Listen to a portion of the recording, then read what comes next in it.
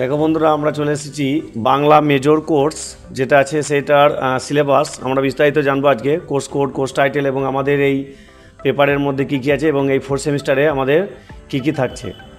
প্রথমেই দেখো চলে এসেছি আমরা মেজর কোর্স। এটা যেটা BENG 4011 আছে, এইটাকে আমরা বলবো কোর্স কোড।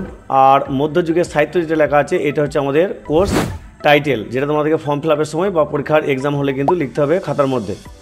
যাই হোক, আমাদের প্রথমেই যেটা প্রথম পেপার যেটা রয়েছে সেই প্রথম পেপারটার নামই হচ্ছে মধ্যযুগের সাহিত্য। এই মধ্যযুগের সাহিত্যটাকে আমাদের টোটাল 4টে এককে ভাগ করা হয়েছে, যেটাকে মডিউল বলা হয়। একক ওয়ানের মধ্যে পড়তে হচ্ছে শ্রীকৃষ্ণ কীর্তন কাব্যের যে 13টা খণ্ড আছে, সেই 13টা খণ্ডের মধ্যে শুধুমাত্র জন্ম খণ্ডটা আমাদেরকে পড়তে হবে। ঠিক আছে। একক টু এর মধ্যে থাকছে বৈষ্ণব সাহিত্যের মধ্যে পড়তে হচ্ছে আমাদেরকে বিদ্যাপতির এই যে এ সখী হামারি দুঃখের নাহি ওর তাতল সৈকত বাড়ি বিন্দু সময়, এটা একটা কবিতা। ঠিক আছে। তারপরে পড়তে হচ্ছে চণ্ডীদাসের লেখা সই কে বা শোনাইল শ্যামনাম কি মোহিনী জানো বধূ।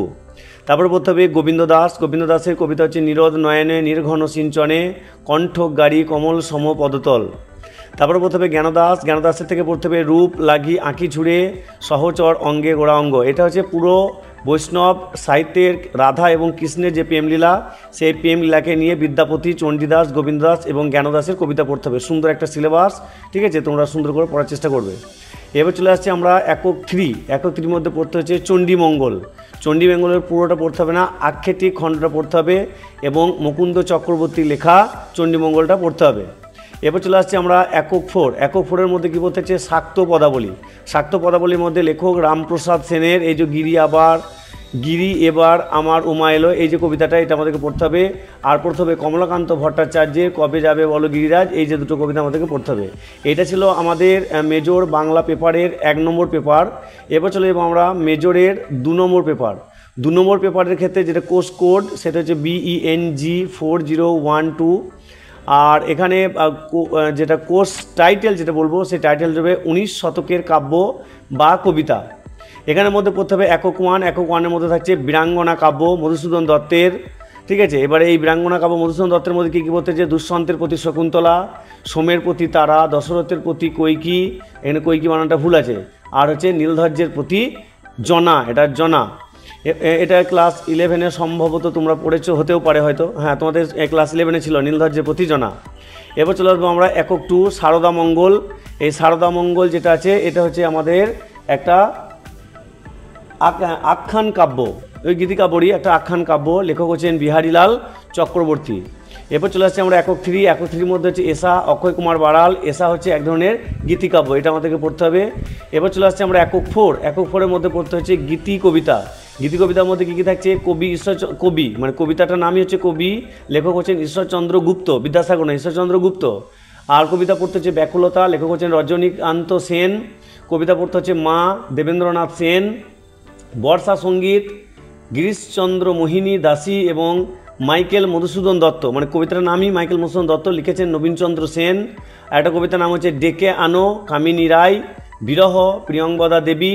আর মধ্যাহ্নে হচ্ছে বিজয় কৃষ্ণ মজুমদার। এটা ছিল মেজর পেপারের 2, একটা মেজর পেপারের 1 ছিল আর মেজর পেপার 2, মানে পেপার 1 পেপার 2। এরপর পড়তে হবে বাংলা মেজর পেপারে 3। তাহলে আমাদেরকে টোটাল মেজর পেপারই পড়তে হচ্ছে 4th সেমিস্টারে 3টে।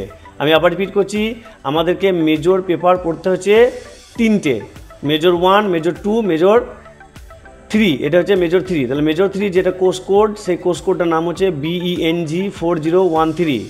আর কোর্স টাইটেলটার নাম হবে ছন্দ এবং অলঙ্কার।